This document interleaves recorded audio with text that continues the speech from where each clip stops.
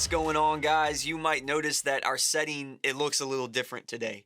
There are some behind the scenes reasons for that, but I'm really not mad about it because I kind of like it for a change of pace. It feels like we're just sitting down to have a conversation together. So I guess I'll start by telling you a little bit about my life. My daughter Harper is about a year and a half old, and keeping up with her is quite the adventure. She's darn cute, as you can see, but she's also always on the move, and she's always finding new ways to put herself in danger, whether she knows it or not, and possibly get herself hurt. Just a couple weeks ago, when the weather started to get nice, I had opened the door to our back porch because she loves going out there to explore. And our porch is screened in, so it's kind of perfect because it has a door to the yard that I can shut, so there's really no risk of her going too far. And not to mention, I'm only about 10 feet away doing chores in the kitchen when she's out there anyway. So a couple minutes after she had started playing on this particular day, she ran inside, screaming excitedly with this really high pitched squeal. So I turned around to find a massive smile on her face, and she was lifting up a piece of a clay pot that had chipped off that she had discovered. However, a smile wasn't the only thing on her face, because not only had she found this clay piece and wanted to show it to me, she had also tried to bite it because she was teething. And because it was wider than her mouth was, it had cut both sides of her face on her little cheeks. So it was no longer my daughter that stood before me. She had been replaced by Heath Ledger's Joker from The Dark Knight, and her face was covered in blood from the nose down. I mean, like, all of it. It was really scary. But apparently it didn't hurt too badly because she wasn't showing any signs of discomfort even as I cleaned these gruesome wounds. And that incident reminded me of a year earlier in her life when she had just gotten the hang of sitting up on her own and immediately tried to dive headfirst off the couch. So I had to leap across the room. Like, I literally dove with arms outstretched to catch her before she hit the ground. It was terrifying. She cried. I almost cried. But I did kind of feel like a superhero and like I had just experienced one of the highlights of my life as a dad. So maybe it's all downhill from here. I don't know. But as scary as parenting a reckless child can be, as I think about it, I'm kind of like, maybe she's just doing what we all do, right? She's just living her life, and sometimes she ends up doing something dumb that can get her hurt. The thing is, though, as life goes on and we get older, our lives become a little more complicated, and the stakes involved in our decisions become a lot bigger. The choices that we make can have serious consequences for our lives and sometimes the lives of others. If we make the wrong choice, we can really stand to hurt ourselves and the people we care about. The thing is, as we just discussed, doing stupid stuff is in our nature. We can't avoid it. We're never going to be perfect and we are going to mess up. And eventually, we're going to need someone to save us too. Luckily, each one of us is loved more deeply than we could ever imagine by the God who created us and created the universe. And because he loves us so much, he's never content with defining us by our worst moments. He's always working to lift us up and make us better. In our I Am series so far, we've sought to discover who Jesus is. We've talked about how Jesus is love, Jesus is truth, and that Jesus is always with us. And today, we're going to talk about how Jesus is our Savior. So, let's spend some time uncovering why he did it, how he did it, and what that means for our lives now.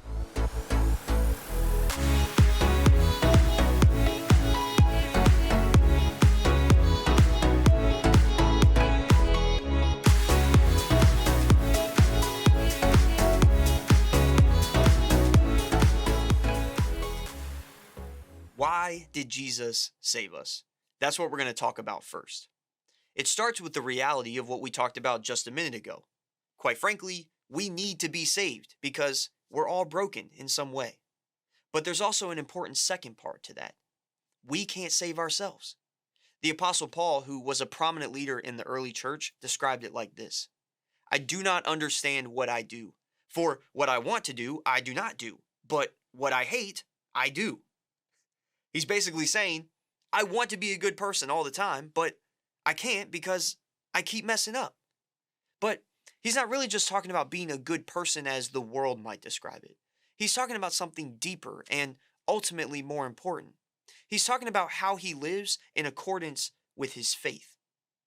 Paul knows something that we should all hope to understand as well. What God always wants for us is our most fulfilling life possible. that may not always look like how we want it to on the surface at any given moment, but God is always looking for us to have what we need. Not always what we want, but always what we need. So if we put it all together, the equation might look like this. We want to be fulfilled. God wants us to be fulfilled. We aren't capable of providing that fulfillment for ourselves, but God is. So connection to God equals fulfilling life. Because we couldn't overcome what was holding us down, or as Paul puts it, we couldn't stop doing the things that we should hate, Jesus had to come to us. Because the answer of, I've given them enough chances, now it's time for them to just deal with the consequences, it wasn't ever going to be good enough for God. Because He loves us. He wants us to be free. He wants something better for us than we have proven capable of providing for ourselves. That is the beautiful essence of the grace and mercy that God so freely gives to us. So now let's talk about how Jesus saved us. We just spent some time establishing the fact that connection to God is what gives us fulfilling life, and the fact that He wants that life for us. The problem is that because of what we just talked about, or our brokenness, our sinful nature, if you want to call it that, we can't ever really bridge the gap to get to God, even if we wanted to. We can get a clear understanding of that from some major figures in the Old Testament, like Isaiah and Moses. Maybe you've heard of them. They were both prophets or people who spoke on behalf of God to God's people. And we're going to come back to Moses in a minute, but for now, let's focus on Isaiah.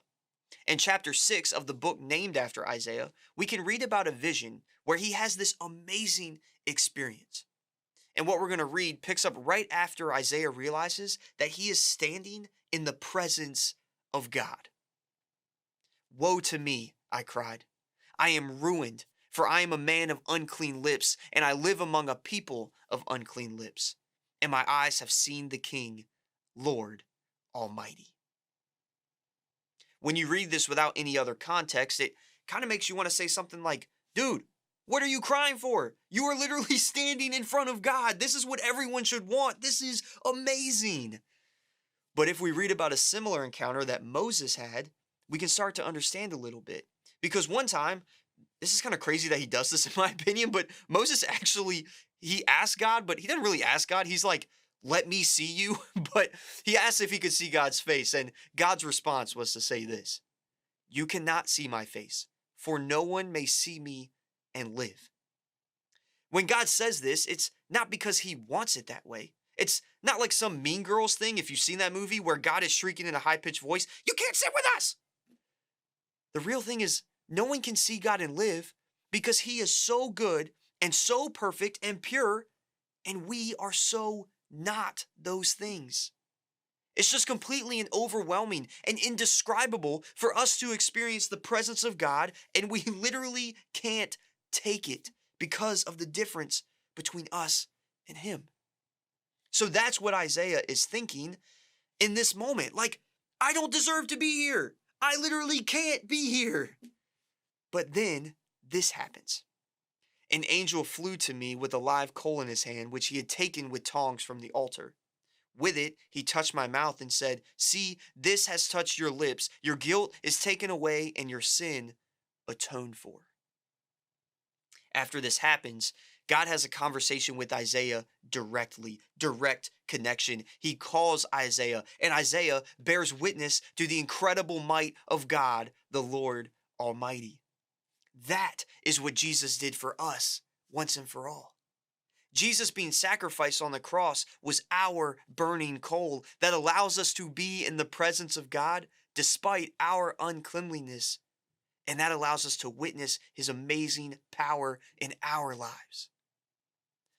Without Jesus, we're wandering alone and we're trying to do the best that we can, but we just keep coming up short.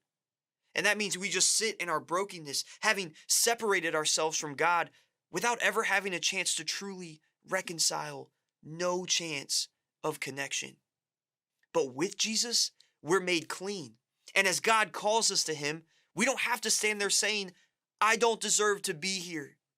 We can actually embrace the opportunity that Jesus' love and God's desire to have connection with us has afforded us. Because this is what happens next between God and Isaiah.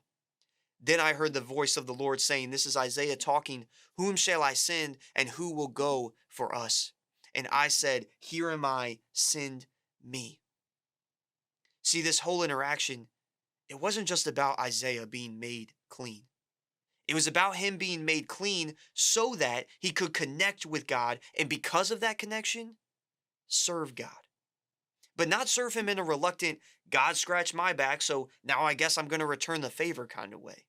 More like, I recognize that nothing can compare to a life of serving God. This is literally as good as it gets kind of way. On the cusp of that opportunity is where you stand now. Because of Jesus' sacrificial act of salvation for you, you have been made clean. And God is still asking, whom shall I send? He's looking to you for an answer. And it's not because he needs you. He doesn't need me. He doesn't need any of us. But it's because he wants us. Guys, connection to God really does lead to your most fulfilling life possible. If you're in a season of life right now where you can't stop feeling like something is missing, or that there might be something more out there for you, the answer might seem cliche, but it really is this simple. Connect with God. If at one point you felt close to God, but you now feel like you've fallen away, reconnect with God. Jesus saving us, it isn't defined by a one-time historical act that took place on some piece of wood that has now become stale. That salvation is a moment that is still changing lives. This Easter season, don't think of Jesus as some distant hero whose time has come and gone. Jesus is the living God who loves you and he wants to know you. So don't just stand there. Do something about it.